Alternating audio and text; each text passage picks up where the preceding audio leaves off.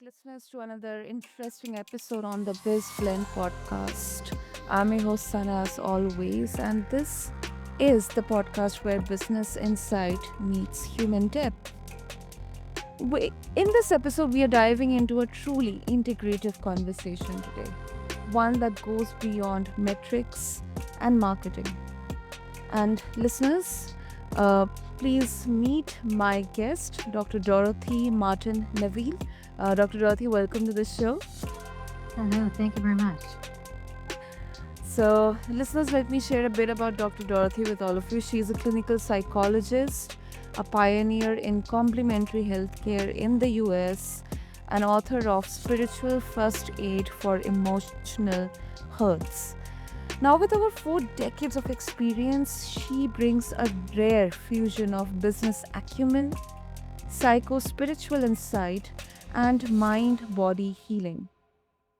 So, in this episode of BizBlend, we'll be exploring how mental health isn't just a personal issue, it is a leadership imperative, a team dynamic, and yes, it is a business strategy.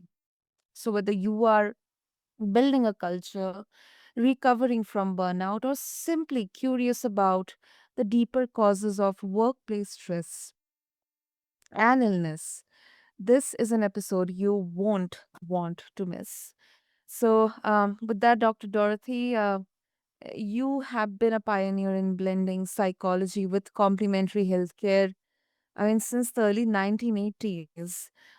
So, how have you seen the intersection between business and mental health evolve over the decades?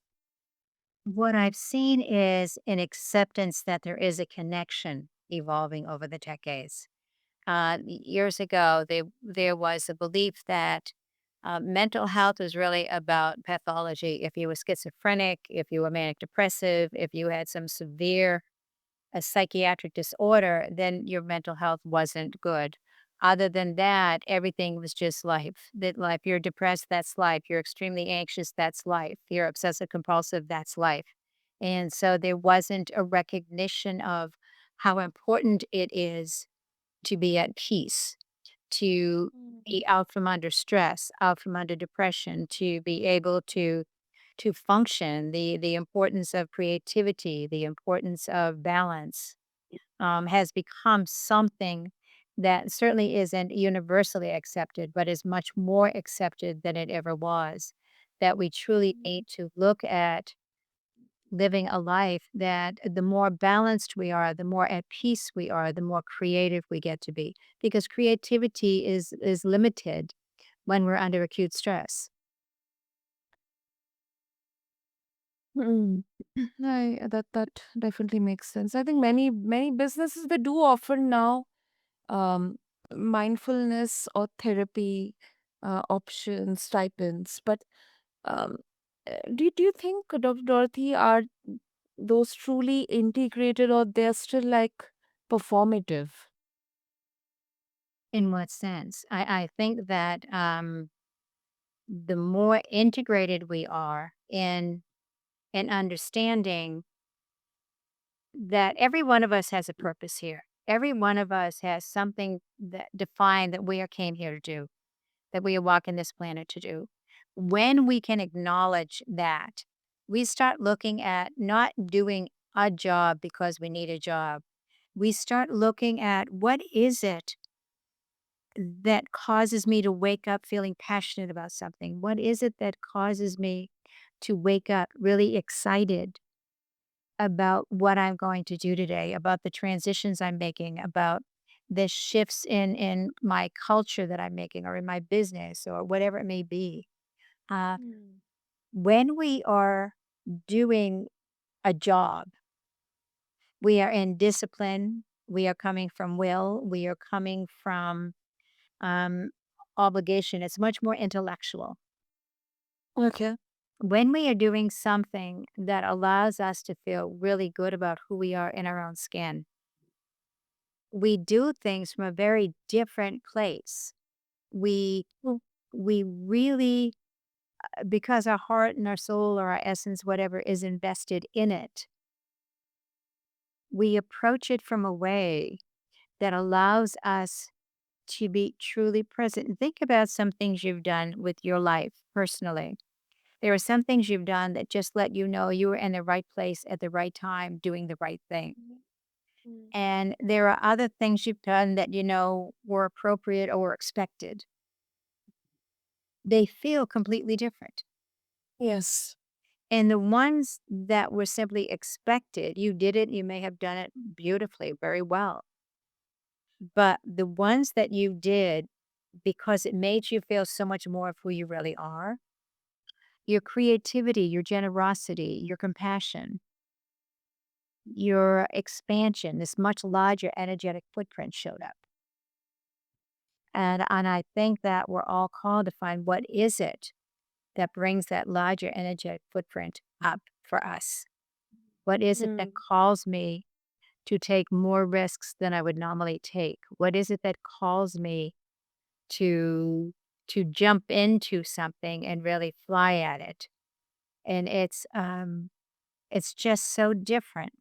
And I think that it's being recognized now that that isn't just some imaginary, childlike thought of just do what feeds you.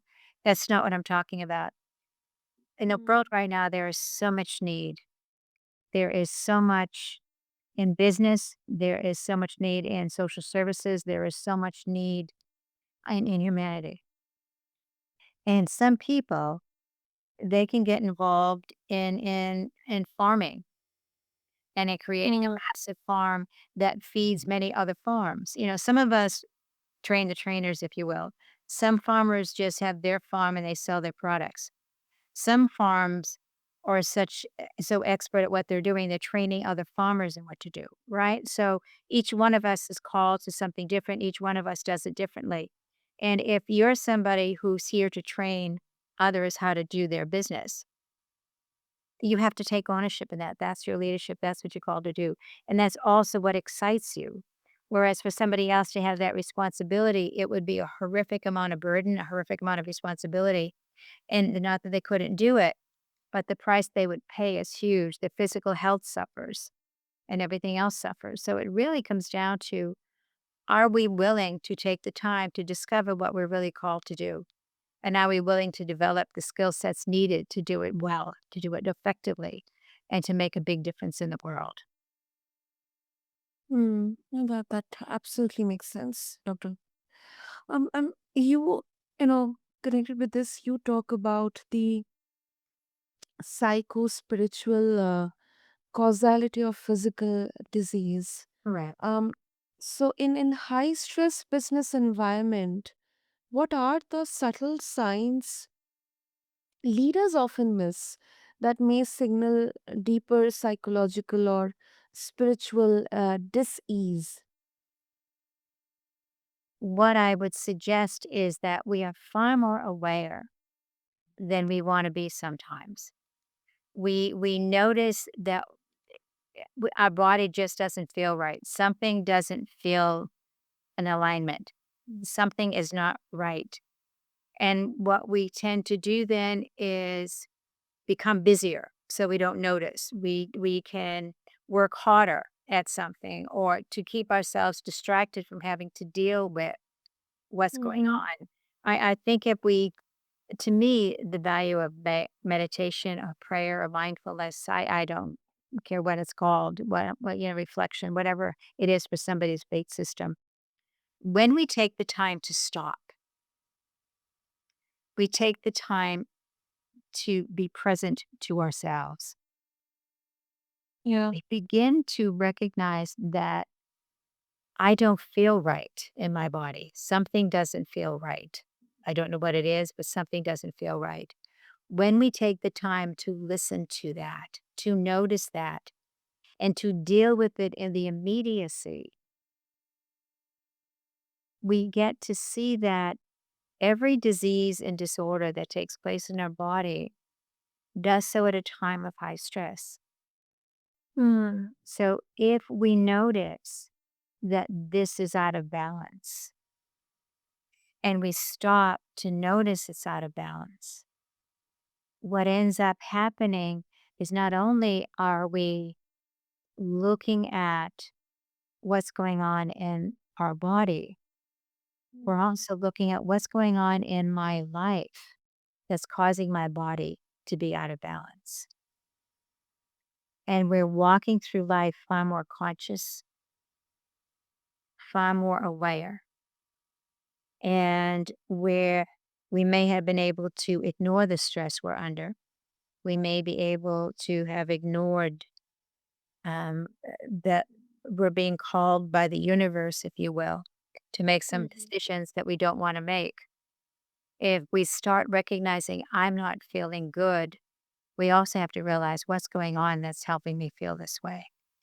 And we end up really being in a relationship, which sounds odd if that's not your orientation at the moment, but we end up being in a relationship with our body that we learn to hear what it has to say.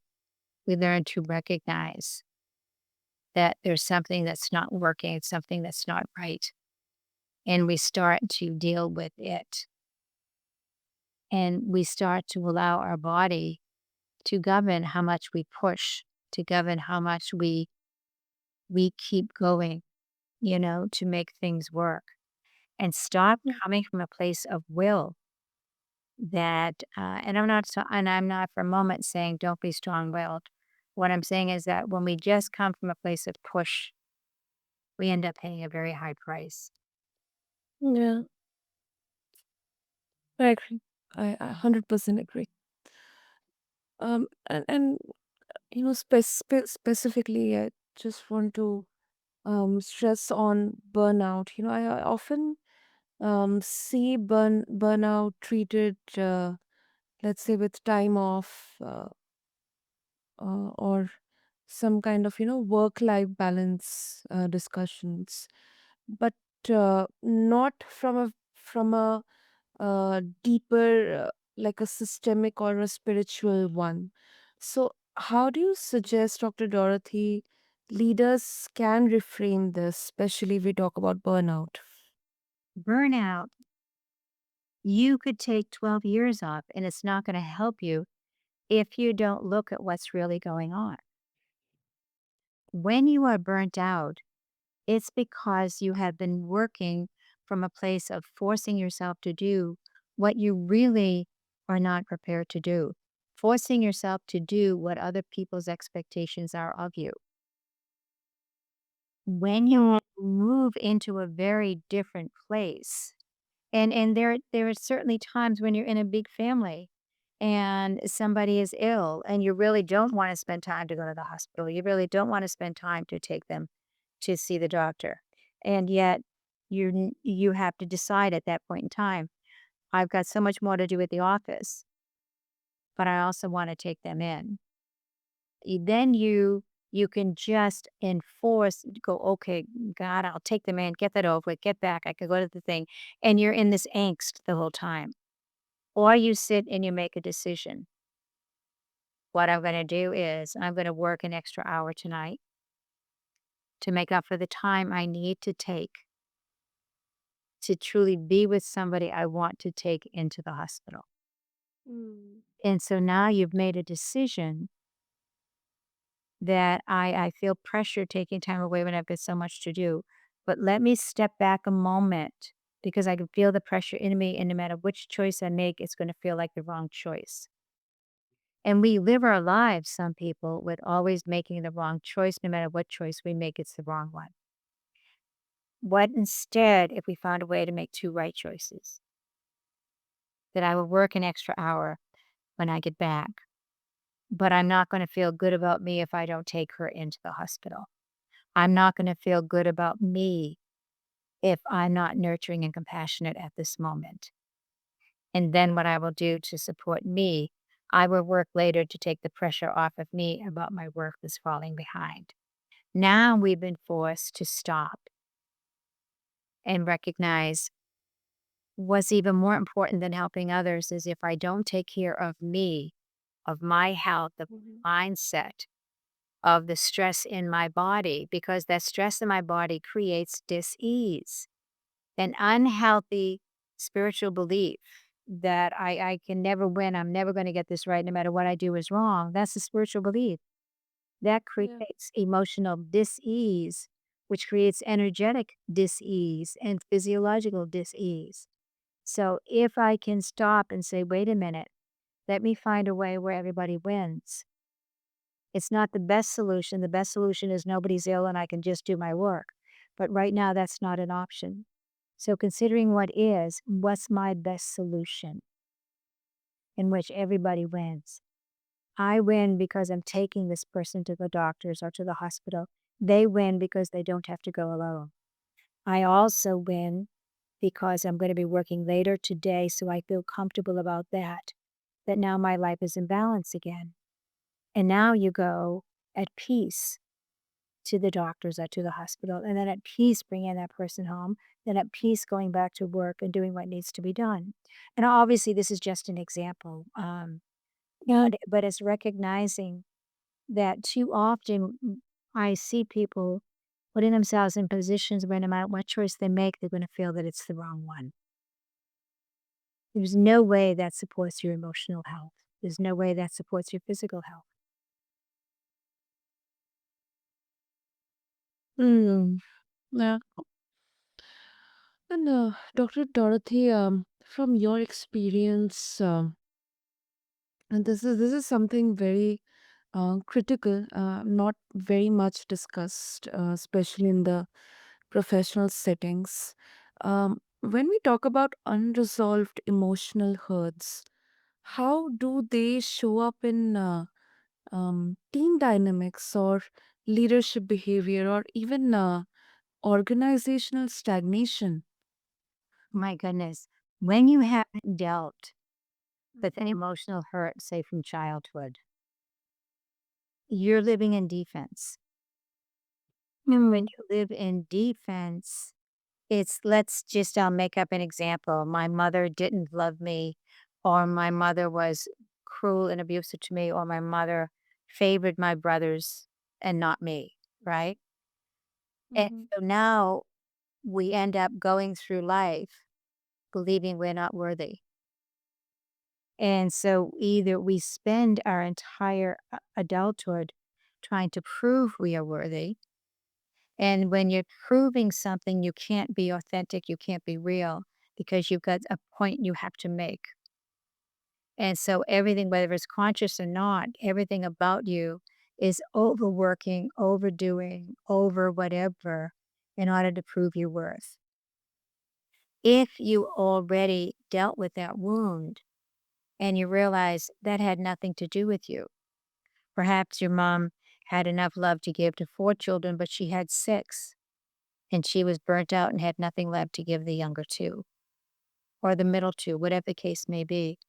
It wasn't about you, you happened to be one that landed in that spot, the younger or the middle or whatever it is, and then you mm, realize you've got more than enough worth,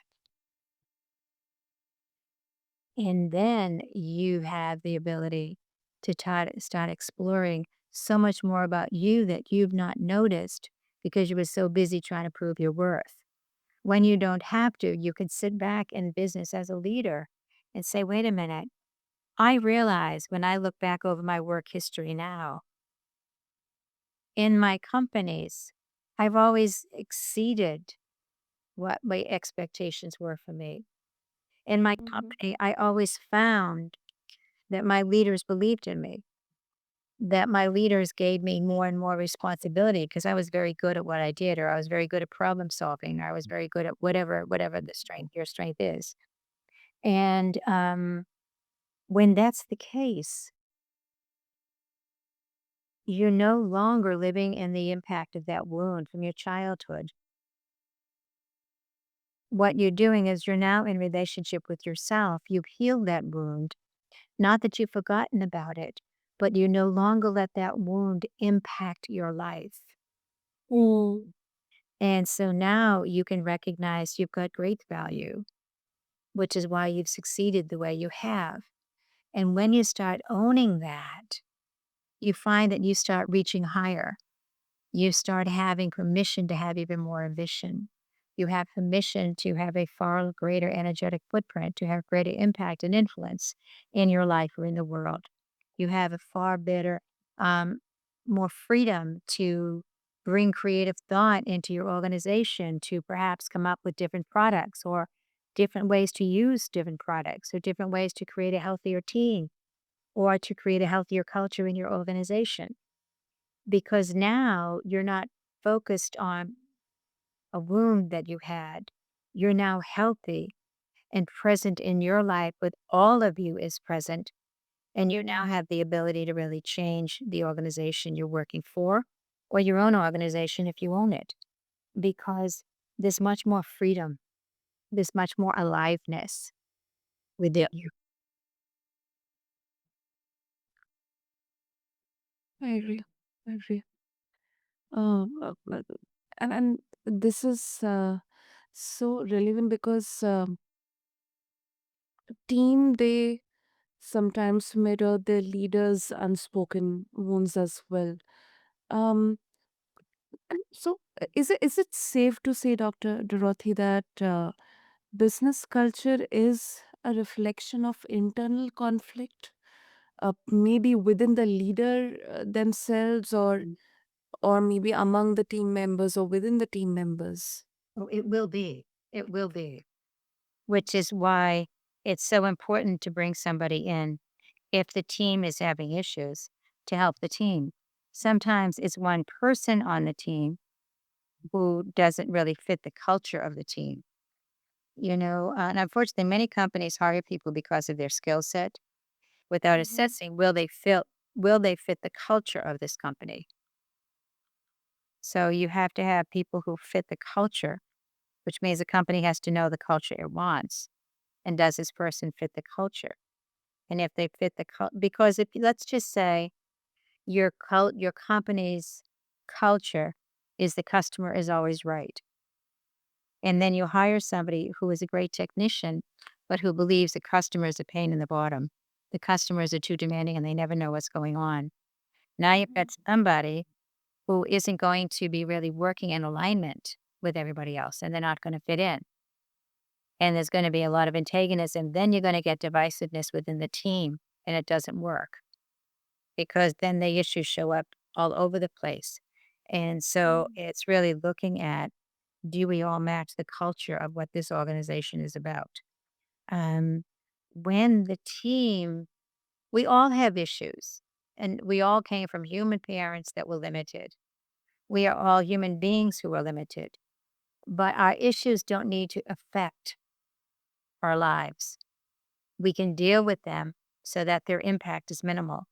If we don't Yep. deal with them, their impact is massive. So that's really up to us. Mm, right. It is up to us. And also, you have authored a book that speaks to spiritual first aid. Um, so, uh, what key takeaways you would like our listeners who will be, let's say, going through the book to take away, if, especially about business, and for most of the entrepreneurs? If you go to my website, askdrdorothy.com, I have a leadership self assessment tool. It's free. You can take it. It takes about 20 minutes. It's a questionnaire, and you'll get immediately an understanding of the type of leader you are. Are you a team leader? Are you a visionary leader? Are you a thought leader? Are you an organizational leader? And you can come to understand the type of leader you are, what your strengths are, what your limits are, and also take a look at how you hold your stress. All of that will be shown to you. And my third book, Your Soul Sings, Your Body Dances, really talks about personalities and how they impact our work. I've also got several books there on my website that deal with one of the the last book I wrote was Forging Ahead by Taking a Step Back. Hmm. The book before that was Real Women Change the World, Letting the Good Girl Die so the Real Woman can Live. and it addresses the need for many women in business to work so hard at being considered good and being liked that they betray the gifts they really could bring to the organization because they don't want to appear to be too much, when in fact, they've got so much to offer, so much that could make that organization so much healthier and so much more successful if they gave themselves permission to be real and express the gifts that they really have to bring to the table. So there are several books there that deal with business, and some deal with personal growth, and some deal with health. Wow. I'll make sure to add all the details in the show notes, Dr. Dorothy. And um, uh, before we wrap up, uh, if our listeners they would also like to connect with you, what will be the best way? My email is Dorothy at askdrdorothy.com. DOROTHY at ASKDRDOROTHY.